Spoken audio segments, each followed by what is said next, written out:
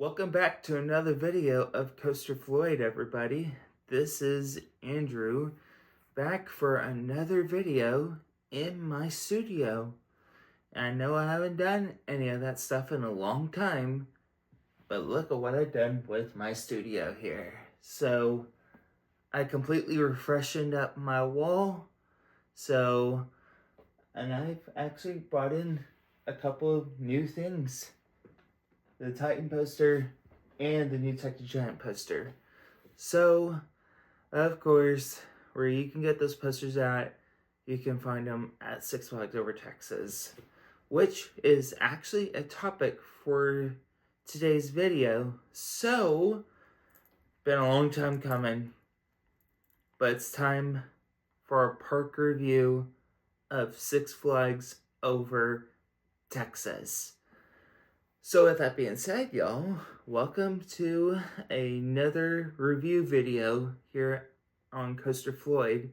I know I haven't done any of that stuff in a very long time. Like, my gosh, it's been like almost a year, really. Insane. But anyway, so in this video, I'm going to be talking to you about Six Flags Over Texas for today's park review.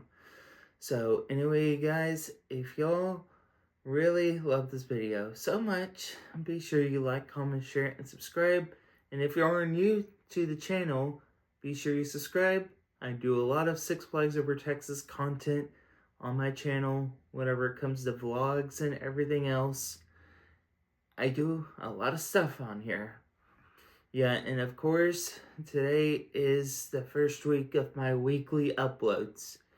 And yes, I'm not going to be able to make my way back over to the park because I have a very, very busy schedule coming up for the next few weeks. And I might not be back until March. So, just to let y'all know. But however, if I do find my way back out to the park on like sometime in February or wherever, good news. So anyway,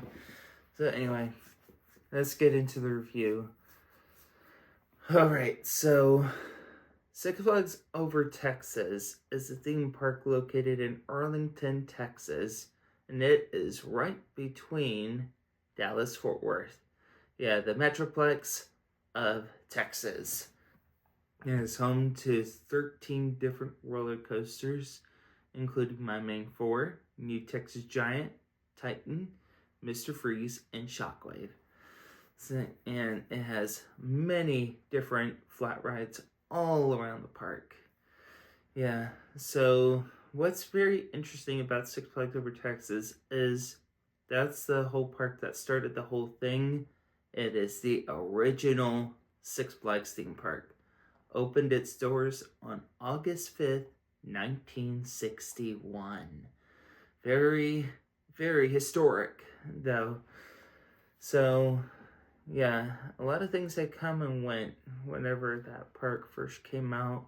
It has opened up its doors by the famous and legendary founder, Angus G. Wynn Jr., and he pretty much made that whole park an impact with everything what there is for the park. Whether if it's for the only opening attraction ride operating at the park, whether if it's the Six Flags Railroad, the first ever log flume El Aserradero, the park's first mine train, the runaway mine train, opened up in 1966. And of course, the first ever hybrid coaster, New Texas Giant, which opened in 2011. So yeah, to me, that park has actually been the park that I have been going to since I was a kid. And I think I must have went since 2002, 2003, somewhere around there, I think. It has just been such a long time. And I wasn't really living around here at this time. I was once living in Midland, Texas at the time. Which, in case y'all don't know where Midland, Texas is, it is in the Permian Basin West Texas. Yeah, born and raised there since 1987. But yeah, we're not talking about that right now. So anyway, yeah, so Six Flags Over Texas, it had a lot of past famous attractions like the Cave, the original Texas Giant, even the Texas Shootout, which is the park's old parachute ride. Such iconic, such an extraordinaire. So yeah, those rides just left a huge impact on park history. Yeah. So basically for this park review, I'm going to be going through a lot of different categories, whether if it's the roller coasters, the entertainment, even the food. So anyway, let's get into it. So the roller coasters, yeah, they have a really good collection of roller coasters that we've gotten here at the park. And knowing for what I explained it all, yeah, the first mine train coaster, being the Runaway Mine Train, opened up in 1966, being one of the greatest coasters ever made in history from Arrow. Yeah, Mr. Freeze being a Premier Rides launch coaster. Yeah, Runaway Mountain being the Premier Rides, with the first one being with a lift hill. And of course, New Texas Giant being the first ever RMC to ever hit the theme park industry at Six Flags Over Texas. So it has a really big collection, and it just rounds up the whole lineup just that easily. Like, I mean, come on. They got a wooden roller coaster over a lake. That is just so picturesque.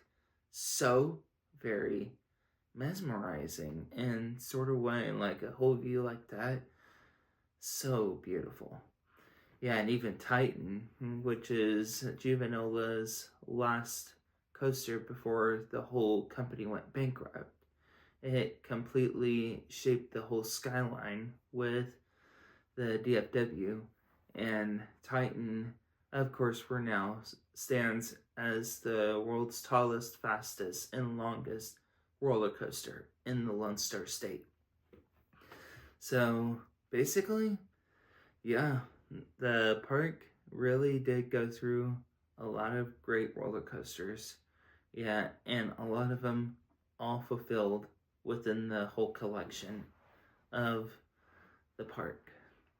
So next up, we got entertainment. So basically, a lot of the entertainment doesn't really happen until about Fright Fest, Holiday in the Park.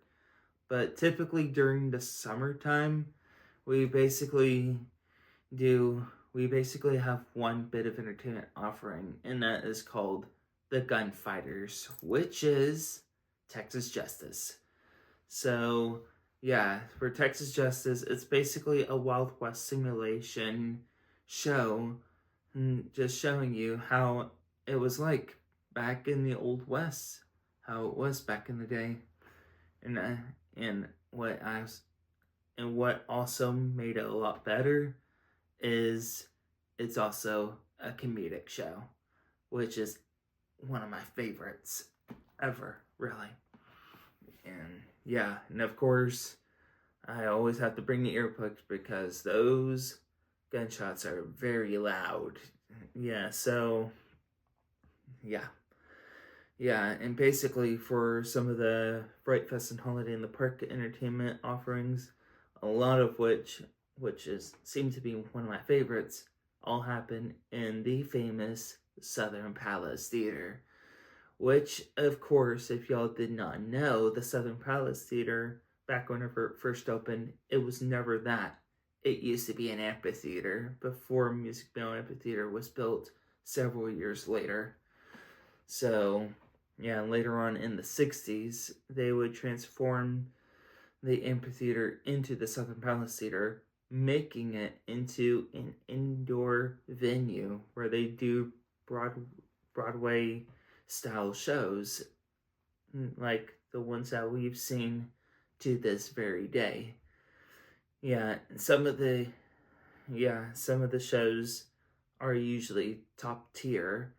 Yeah, and they're just absolutely amazing.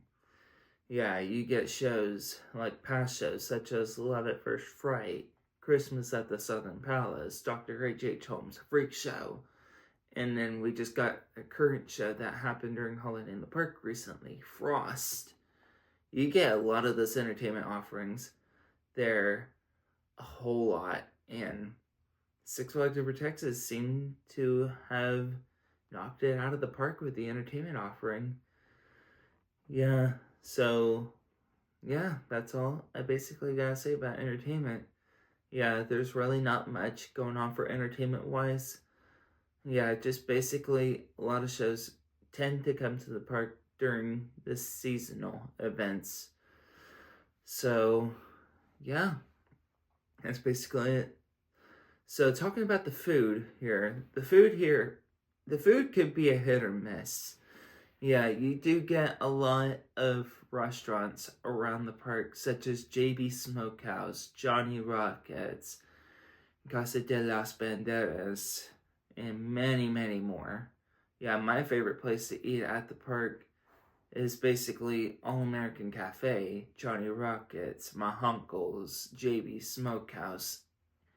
Yeah, those are probably one of the prime restaurants I basically tend to go to every time I visit the park. And to me, I just don't seem to have a problem with all the issues for food and everything else wise. Yeah, like of course it could go either way and stuff like that. Like I mean, yeah.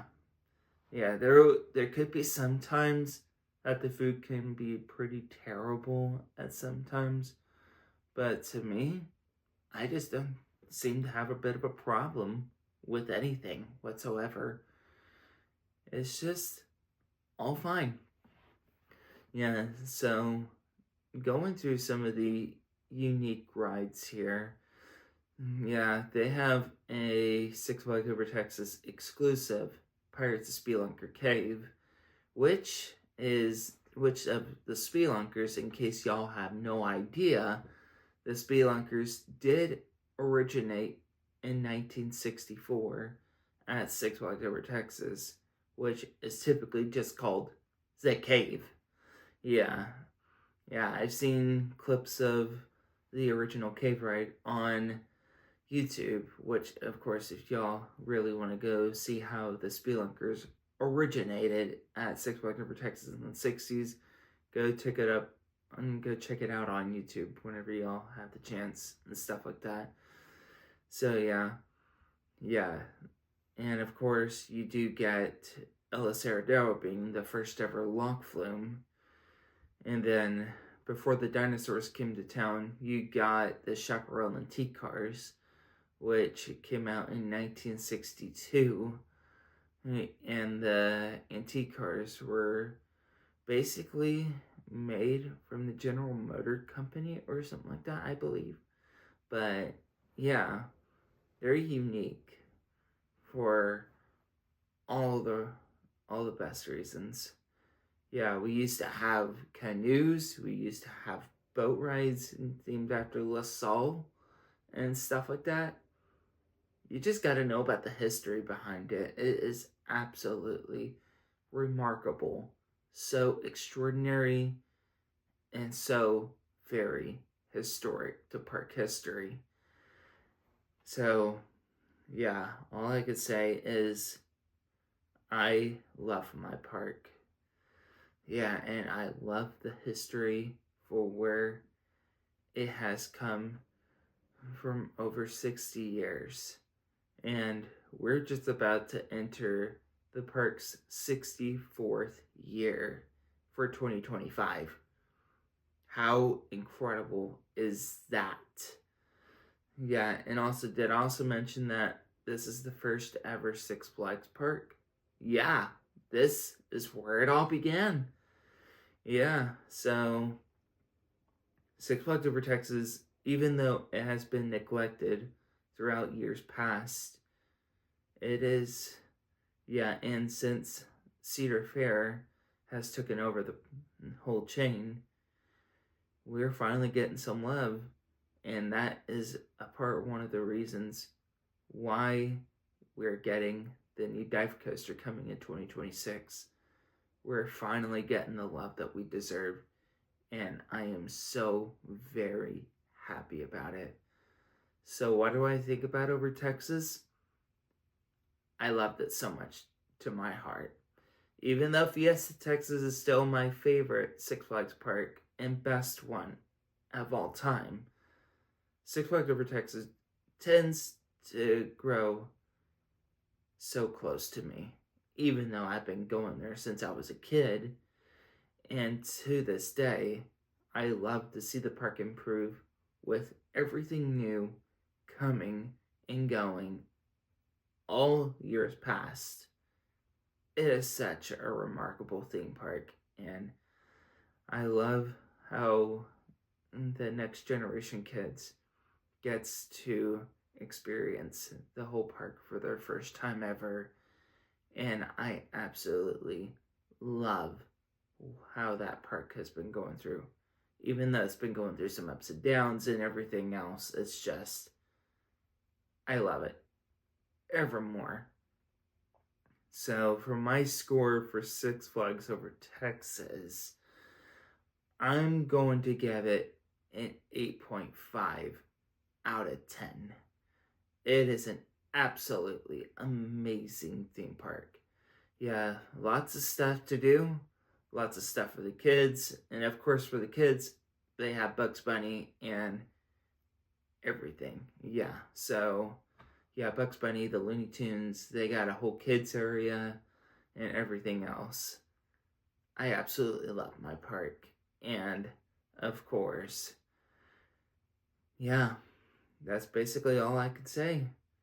So basically, after I have talked a lot about my park, what do you guys think of Six Flags Over Texas? Do you think the park is finally getting its love it deserves the post-merger? And have y'all visited the park? Let me know in the comment section below and see what y'all think about Six Flags Over Texas. And everybody, thank you all so much for watching this review. Yeah, be sure you look forward for more videos coming soon on my channel. I will be posting weekly just before I tend to make it back out to the park whenever I can. Yeah, so yeah, basically, that's basically it. So once again, guys, thank you all again so much for watching. Look forward for more videos coming soon on my channel. And be sure you like, comment, share, and subscribe to Coaster Floyd. And become a Coaster Maniac today. Thank you all again so much for watching. You know what to do. Y'all keep it thrilling.